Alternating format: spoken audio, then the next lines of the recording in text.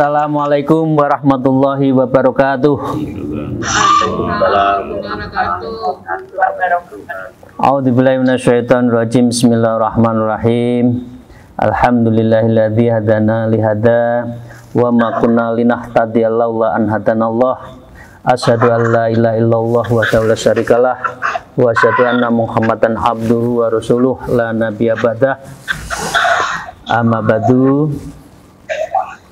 Para sahabatku, para salikin, para kaum profesional, semoga kita senantiasa mendapatkan rahmat dan berkah dari Allah Subhanahu wa Ta'ala. Amin ya Rabbal Alamin. Sebelum kita memulai, saya mengajak untuk membaca suratul Fatihah kepada para guru-guru kita. Moga-moga ilmu yang kita peroleh dari beliau menjadi ilmu yang bermanfaat dan berkah. Ala diniyah wa kulliniyatu sholihah wa ila khadim Mustafa sallallahu alaihi wasallam wa ashabi wa aswaji wa dzurriyyati wa halil baiti Sahabu Bakar Siddiq Umar kata Muhammad Bahaudin Naqsaman Sulaiman Sulaiman Umar Sofan Bastam wa khususan ila rahim ya Hashim Asyari Salamul fahadzal mu'allif hadzal kitab Syekh Imam Ghazali Al-Fatihah. A'udzubillahi minasyaitonir rajim. Bismillahirrahmanirrahim. Alhamdulillahirabbil alamin arrahmanir rahim maliki yaumiddin. Iyyaka na'budu wa iyyaka nasta'in ihdinas siratal mustaqim siratal ladzina an'amta 'alaihim ghairil maghdubi 'alaihim waladdallin. Amin. Para salikin rahimakumullah, saya mengulang satu kalimat terakhir dari Faslun An-Nafs, fasal yang menerangkan tentang jiwa dan menyangkut tentang kolbun dan juga menyangkut tentang ruhaniyah. Kalimat terakhir yang kita sampaikan kemarin adalah wala tahsulu lahu ma'rifatu ajaibil alami illa min tariqil khawas. Wala tahsulu lahu ma'rifah, maka seseorang itu tidak akan bisa ma'rifat baik terhadap ma'rifatun nafsik, diri sendiri, dan juga ma'rifat kepada Allah, ya. Dan itu ditandai kita akan dikenalkan dengan ajaibil alam. Jadi alam-alam keajaiban-keajaiban, dan the miracle of life, ya. Illa min tariqil khawas, kecuali kita ditunjukkan oleh sebuah jalan al-khawas yang khos, yang indrawi, yang ketajaman mata hati. Karena itu kan sering kita, alhamdulillah, kalau saya ikut waktu itu, rombongan itu, ada sesuatu yang tidak diinginkan. Nah, ini biasanya hanya orang-orang tertentu yang diberikan adalah ajaibil alam. Jadi keajaiban-keajaiban alam, the miracle behind fenomena, itu adalah hanya orang yang makrifat.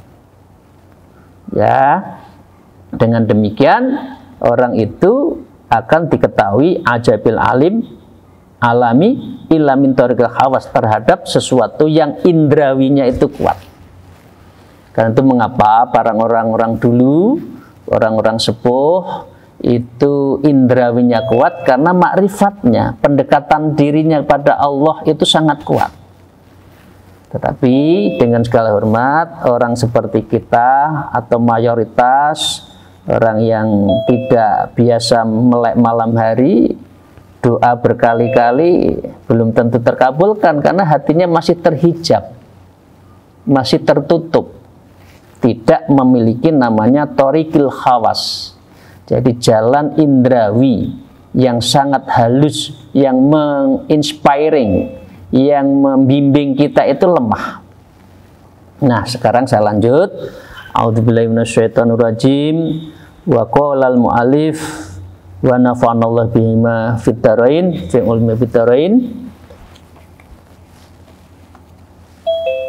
Wal khawassu minal qalbi wal qalabu markabahu thumma ma'rifatu saydihi wa ma'rifahu sabakatihi. Wal qalabu la yakumu illa bitu'ami wasyarabi wal hararati warrutubihi. Wa wadha'ifun ala khatirin minal ju' wal atas fil batin wa ala khatarin minal ma' wan nari fil dhahiri wa wa muqabilu a'dain kathiratin.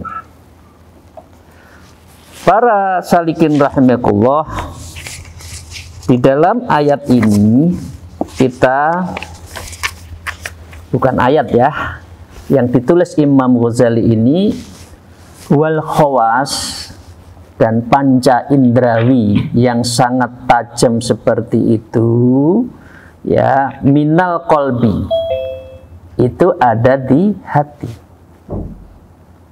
ya, itu bagian dari hati. Wal qolabu markabuhu, dan itu wadak. Wal kolab itu bukan kolbun, kolab di sini adalah wadak kita, taksonomi dari atas, dari kepala sampai kaki, itu markabuhu, itu adalah kendaraannya. Hatinya ada di dalam, kendaraannya hati masuk di dalam diri kita, ruhnya, nafsinya, jiwanya itu, kemudian itu markabuhunya apa? Seluruh wadak kita. Jadi dengan demikian di sini kita harus tahu, yang kemarin kan kita harus tahu askarul qalbi kan, bala tentara kita itu apa, kita harus tahu. Kalau enggak ya maka kita tidak akan mengetahui apa dan kemana kita yang akan tuju. Disebutkan summa ma'rifatu saytihi wa ma'rifatuhu syabakatihi.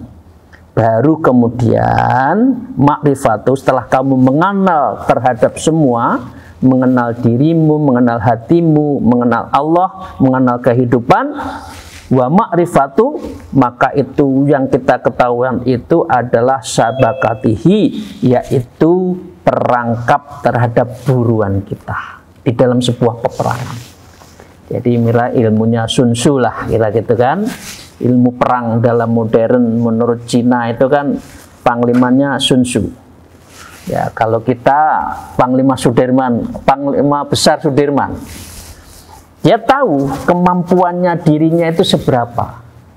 Kita akan menyerang siapa, dalam posisi apa, berapa perangkat apa bomnya, berapa perangkat selamnya, kira-kira kalau perang, berapa basilnya, apa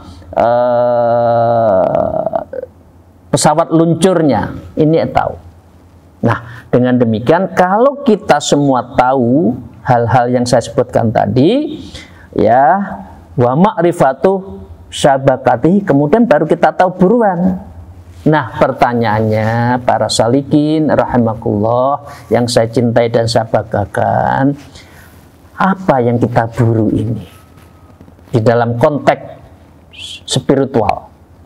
Yang kita buru itu di dalam ajaran tasawuf dan hakikat kehidupan itu tiada lain adalah kimya usa'adah. Yang tiada lain adalah kebahagiaan sejati. Ya, kebahagiaan sejati sekali lagi bukan karena harta banyak, jabatannya sangat tinggi, ya, kekuasaannya antosme yang tidak bisa disentuh, bukan itu. Dan apa, pengikutnya banyak, orang terkenal misalkan, bukan itu kimia asada. Kalau ukurannya terkenal, mengapa banyak orang yang tokoh-tokoh yang terkenal itu dalam konteks ekonomi justru dia terperangkap seperti yang kita lihat di dalam beberapa hari ini. Ada 2 kementerian kan yang ditangkap. Mengapa kalau hanya ketenaran orang-orang ada yang banyak overdosis, dia mati tanpa memiliki keimanan yang tinggi karena dia putus asa.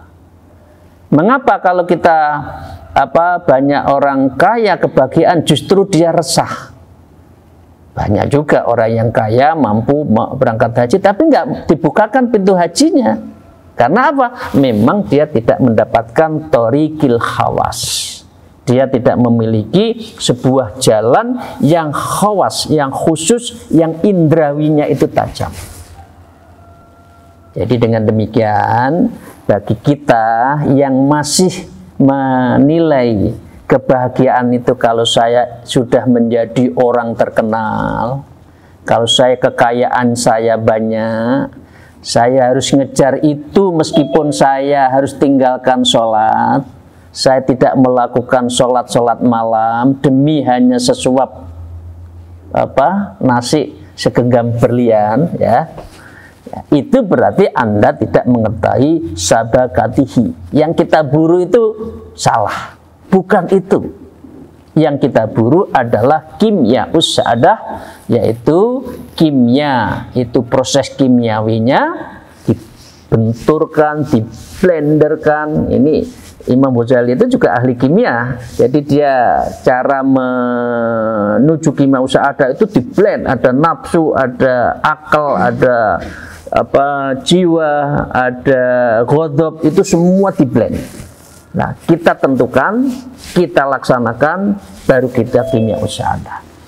Kimia usadah dalam proses amaliyahnya ketika suluk itu hanya 3 kalau orang itu bahagia. Yang pertama adalah membiasakan sholat liridhoillah. Semua kita meridho terhadap apapun keputusan Allah, karena putusan Allah itu pasti yang lebih baik buat kita. Kita tidak boleh suudzon terhadap kemauan kita yang Allah belum kabulkan. Bukan tidak ngabulkan, karena tahu kalau itu dikabulkan kamu itu mudaratnya banyak. Ukuranmu itu hanya gelas, bukan ember. Kalau saya kasih rezeki kamu ember, kamu bisa lupa pada saya. Jadi ini hikmah dibalik ketentuan Allah di situ. Lah, ukuranmu itu cangkir, minta nyomuk yang besar, muntah. Nah, Anda juga nggak akan bahagia. Liridhoillah. Dan yang kedua, sholat lisyukrillah. Selalu bersyukur terhadap apapun nikmat yang diberikan Allah. Dan yang ketiga, orang yang suluk selalu membiasakan diajari sholat lil fadlillah, agar hidupnya itu penuh fadilah, penuh kebahagiaan, penuh ketenangan. Fadilah dalam arti numerik dan non numerik. Fadilah dalam arti tangible dan intangible. Karena kita nggak tahu. Bukan berarti dikasih rezeki banyak itu berarti fadilah. Pengaruh sedikit tapi mendatangkan yang baik itu juga fadilah. Jadi fadilah itu bisa tangible yang bisa dihitung dan intangible. Karena itu kan kita sering mendengarkan wa yarzuqhu min haitsu la yahtasib.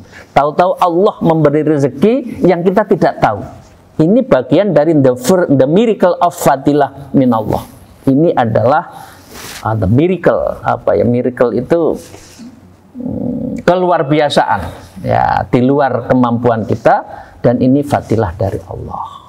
Jadi dengan demikian, para salikin rahimakumullah, wadah inilah tempatnya kolbun kita. Ya, artinya kalau orang tidak memiliki wadah yang bagus, kolbunnya juga terhadap terganggu. Al-jismi salim fil qalbil salim. Jadi atau sebaliknya, di dalam sebuah badan yang sehat, ya itu ternyata adalah hati yang sehat pula. Ini makalah-makalah yang disampaikan oleh para guru-guru kita tadi. Ini yang pertama yang ingin saya sampaikan. Intinya markabuhu itu kalau kita mau perang, ya kendaraannya itu harus kuat. Lah mau perang jelenter turu, ya. Mau diajak sholat ketiduran. Kenapa ya? Karena mau sholat malam gimana? Tidurnya jam setengah 12, jam 12, jam 1 baru tidur, belum sholat malam. Tahu-tahu subuhnya hilang. Itu bagian dari kendaraan raga kita yang tidak dimanage dengan bagus. Maka itulah Nabi menyampaikan kalau siang kerja itu sebaiknya 1 jam istirahat. Syukur-syukur bisa tidur, nggak usah lama, tidur setengah jam. Bisa setelah zuhur atau sebelum zuhur. Ya, ini ada ajarannya. Untuk apa? Untuk saving tenaga agar malam hari itu bisa kuat beribadah. Bukan kerja sampai sore, sampai malam jam 10 masih lobby di hotel-hotel, ya. Kemudian lupa pulang sudah capek, tidur gimana? Memangnya rezeki itu, uang itu yang kamu cari, kok sampai melupakan kamu sholat malam? Seluruh kegiatan harus berhenti. Ini ukuran saya ya. Seluruh kegiatan dunia harus berhenti maksimal jam 9 malam harus siap-siap untuk sholat, ya. Jangan lupa sholat isya dulu. Kalau di pondok ditambah dulu sholat witir, sholat tasbih. Nah, baru sholat tidur. Ya, tidurnya ya enggak usah saya ajarin, ya harus doa Fatihah, kulhu 3 kali, Anas, Al-Falaq, Fatihah sekali, ayat kursi sekali, ya sholawat nariyah sekali, istighfar 3 kali, ya sholawat 3 kali, ditutup dengan subhanallah walhamdulillah wala ilaha illallah wallahu akbar 3 kali, HP close, nggak usah dibuka. Nah, itu nanti jam 2, jam setengah 3 sudah bangun. Tapi kalau sudah doa, HP dibuka, otak kita mengembara kemana-mana, sulit tidur, angel, ya. Kita harus mengendalikan teknologi, bukan kita yang dikendalikan teknologi. Tutup itu HP. Karena mudaratnya banyak itu kalau malam hari. Ya, oke. Jadi ini karena apa? Markabuhu atus sehat. Kendaraan kita harus prima. Mau perang, ulinya dilihat, bannya dilihat, berapa anginnya. Yang di depan itu 32, yang di belakang 35, itu teori, harus kuat. Kalau enggak pecah, ya kalau bannya itu sudah bunganya hilang, ya diganti. Karena kita mau perang melawan hawa nafsu, perang untuk mengalahkan setan, perang untuk menuju kimya usaadah, untuk mendapatkan kimya usaadah. Jadi ini Imam Ghazali itu mengibaratkan peperangan askarul qalbi di dalam konteks menuju kebahagiaan sejati, dan itu harus tahu terhadap makrifah kita, itu harus tahu terhadap posisi kita. Wal qalabu la yakumu illa bit'ami wasyarabi wal hararati warutubihi. Wal kolab, dan raga kita ini, kendaraan kita itu, ya, layakumu, dia tidak bisa berdiri sendiri loh. Illa bito'ami, kecuali makan juga. Ya, wasyarab, ya minum yang cukup. Wal hararoh, dan dia juga tahu terhadap suhu panasnya, ya. Warutubati, dan juga suhu dari ukuran dinginnya. Ini Imam Ghazali itu luar biasa ya. Jadi menghitung terhadap diri manusia untuk bisa ibadah itu apa. Terlalu dinginnya teter, nggak bisa sholat. Terlalu panas juga nggak tenang sholat. Terlalu lapar ngeleh. Terlalu kenyang nggak bisa bangun. Nah, ini Namanya al-qalabu la yakumu illa bita'am. Sedangkan raga kita itu membutuhkan makan, membutuhkan minum. Suhu tubuhnya harus di angka berapa ya? 34 maksimal, jangan 37. Kalau 37 nanti kena COVID itu. Ya. Jadi harus di bawah 36. Ya, otak kita berjalan. Kalau lagi di Eropa yang suhunya minus, saya pernah di satu daerah Xinjiang minus 20. Ya. Ya, pakai kendaraannya itu pakai rantai. Ya, itu. Itu bagaimana menghangatkan tubuh kita, karena ukuran manusia itu ya di suhunya di 32 sampai 36. Ya. Terlalu panas nggak bisa ibadah tenang, terlalu dingin nyeteter juga sulit untuk melakukan ibadah. Nah, ini Anda harus atur biar muraqabah itu, biar kendaraannya itu prima. Nah, ini hidup untuk makan atau makan untuk hidup? Kan banyak yang teman kita itu, ayo makan jam 1, jam 2 malam, makan lagi, tidur lagi, badannya ya mekar ndak karu-karuan. Beratnya 110, 120 kilo ya, gimana mau meleh? Orang seperti ini tidurnya biasanya ngorok. Itu sudah metabolisme biologisnya otomatis, dan dia nggak bisa bangun cepat itu. Jadi ini hebatnya dari apa ajaran ilmunya Imam Ghazali dalam merawat kendaraan kita. Ya, jadi kalau orang sudah umur 50 ke atas kan bukan sedikit-sedikit makan sedikit. Tapi kalau masih 20-25 tahun sedikit-sedikit makan. Ya, kalau kita itu kan umur sudah hampir 60 ya sedikit makan. Oke. Karena itu di dalam proses tasawuf orang itu taklilul kalam, taklilul ta'am, wa taklilul naum. Jadi kalau orang sudah suluk, orang sudah menjalani ritual tasawuf, itu taklilul kalam, ngomong lek perlu. Taklilul ta'am, mangan lek luwe, makan kalau lapar. Taklilul naum, mengurangi tidur, karena semua waktu itu lebih baik untuk zikir. Ya.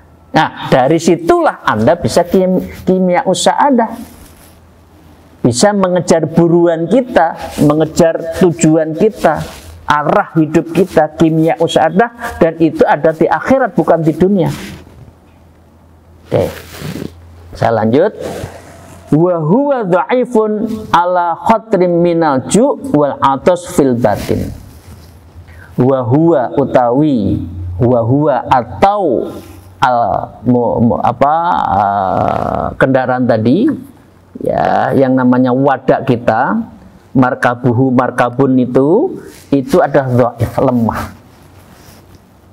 Ala khatrim minal ju', dari rasa lapar, wal atos dan haus, ya, fil batin, di dalam hal dari dalam. Coba ibu-ibu, bapak-bapak, sahabat saya, ya, kalau cara makan kita kalorinya melebihi dari ukuran, gulanya kita yang makan melebihi ukuran, ya, kira-kira akibatnya apa dalam tubuh kita? Jadi sesungguhnya raga kita itu dhaif, lemah.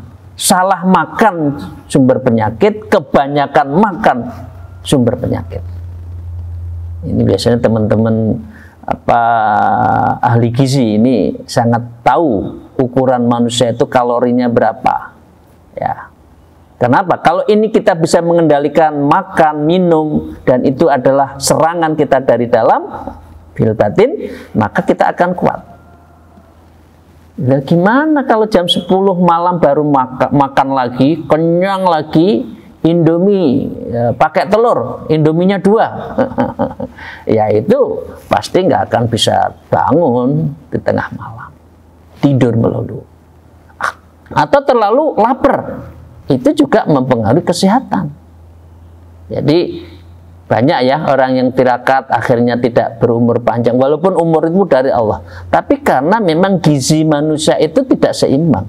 Jadi pengertian ini adalah pengertian dari sebuah keinginan agar kita itu manage fil batin ya. Wa ala khotrim minal ma' wan nari fid dhahir. Dan kita juga sangat rentan dari serangan bahaya air dan api dari luar. Ya, kalau kehujanan kira-kira masuk angin nggak orang seperti kita? Ya kalau anak kecil hobinya ya udan-udanan, ya begitu hujan malah main bola dulu kan, masih ingat karena fisiknya bagus. Kalau sudah umur 50 ke atas main bola, ya itu kan masuk angin. Wanar dari api itu pengertiannya cerik matahari, kita juga terserang. Ya pendek kata wahwa muqabilu adain kathirah. Manusia itu, raga manusia itu sesungguhnya adalah menghadapi musuh yang banyak. Ada musuh dari batin, ada musuh dari zahir. Dari batin misalkan pekerjaan begitu banyak menumpuk, kira-kira stres enggak? Jadi tokoh dibully setiap hari di Google, di medsos, stres enggak? Manusia rentang. Ya. Dari segi batin itu gampang marah, sensitif. Ya, larinya ke otaknya nggak sehat, fisiknya sakit-sakitan kalau sudah begitu.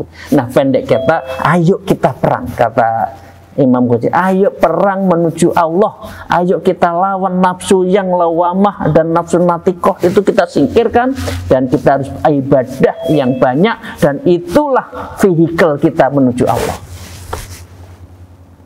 Bahwa muqabilah adain katsir, dan musuh kita itu banyak. Musuh diajak pengajian nggak mau, musuh diajak sholawatan nggak mau, diajak sholat malam pengajian nggak mau. Lah itu musuh-musuh batin. Selain musuh-musuh adalah zahir. Ya, saya lanjutkan. Wa tahtaju an tarifal askarain. Ya, wa tahtaju, dan kamu juga harus mengetahui ya. Antakrifal askarin, maka sesungguhnya pasukanmu itu ada 2. Imam Ghazali itu betul-betul askarain itu berarti ada 2 pasukan. Yang bolomu, temenmu itu, yang harus kamu kendalikan itu askarain, 2 askar, 2 pasukan. Wadzalika annal askarud dhahir wa syahwatu wal ghadabu wa manazilun fil yadain wa rizlain wal ainain wal udhunain wa jamil awta. Yang pertama adalah askar dhahir. Jadi pasukan di dhahir apa? Wa huwa syahwat wal ghadab, yaitu tentang syahwat dan ghadab dan marah. Jadi pengertiannya kita ambil yang positif. Kalau orang itu tidak punya nafsu, kira-kira ada motivasi enggak? Jadi motivasi itu harus kita manage, dan itu berarti kita harus ada keinginan. Bukankah ada ilmu perencanaan strategis di dalam ilmu politik? Bahkan ya ada perencanaan strategi, Renstra ya, ada ilmu manajemen ya, planning, actuating, controlling, monitoring dan sebagainya, evaluating sampai feedback. Ini prinsip dalam sebuah manajemen. Karena itu Anda punya syahwat, punya keinginan. Syahwat dalam arti positif itu Syahwat dalam arti negatif, kalau Anda tidak kendalikanlah syahwat itu, Anda akan nabrak-nabrak urusan dunia. Wal ghadab, dan itu Anda akan suka marah. Ya. Wa manazil fil, semua itu ada di yadain, kedua tangan. Kalau kita ghadab, tangan kita suka mukul, ya. Warijlain, karena kita syahwatnya negatif, kaki kita ke tempat-tempat, masya Allah, naudzubillah, maksiat, tidak ke masjid, tidak ke pondok pesantren Pasulukan, tapi kongko di mal-mal itu, ya, itu berarti Anda syahwatul warizdan ilal maksiat, bukan untuk ibadah. Wal udhunain, dan kedua telinga kita, ya, wajamil adha'i, dan juga dari segenap anggota badan tubuh kita. Inilah yang disebut dengan askarul dhahir. Nah, yang terakhir, wa ammal askarul batin, dan askarnya batin itu adalah famanazila fit dima'i wa wal khayali wa takafur wa hifdzit wa tadzakkuri wal ham.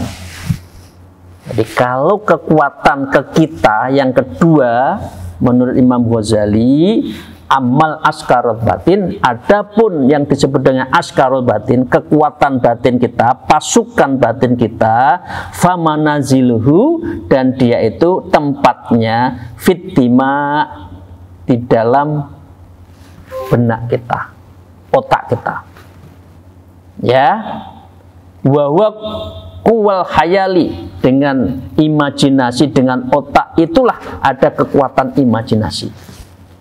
Coba, dosen berapa harus nulis buku? Guru besar harus berapa jurnal internasional terskopus? Itu apa? Dia itu kekuatan yang ada di dalam dima'i wawa qawil khayal, dan dari situlah Anda mempunyai khayalun, imajinasi, saya ingin maju, saya ingin jadi ilmuwan, saya yang semua kan harus yang bermanfaat dan berkah kan? Dan itu adalah kekuatan. Jadi jiwa kita itu kawiyunnya, kekuatannya itu untuk ibadah. Wa tafakkuri, dan itu ada dua tafakkur, berfikir. Ya ayyuhalladzina amanu inna fi khalqis samawati wal ard wa ikhtilafil laili wan nahari la ayatul lil albab alladzina yadhkurullaha qiyaman wa qu'udan wa ala junubin wa yatafakkaru. Jadi orang yang baik itu yang seimbang antara zikir dan fikirnya. Zikir berarti kolbun tasfiyatul kolbinya, fikir itu berarti adalah kaitannya dengan al-khayalu wat takafuri. Jadi mengoptimalkan manusia punya otak ini, dan itulah manusia sebagai khalifatullah. Wal hifzi, dan itu bisa mengingat-ingat, ya, wa tadzakkar, dan kita bisa menghafalkan, wal wahm, dan kita juga mempunyai keinginan angan-angan. Jadi ini manusia ada dua, satu askarul batin dan dua askarul dhahir, dan ini harus dikendalikan untuk kita dalam peperangan.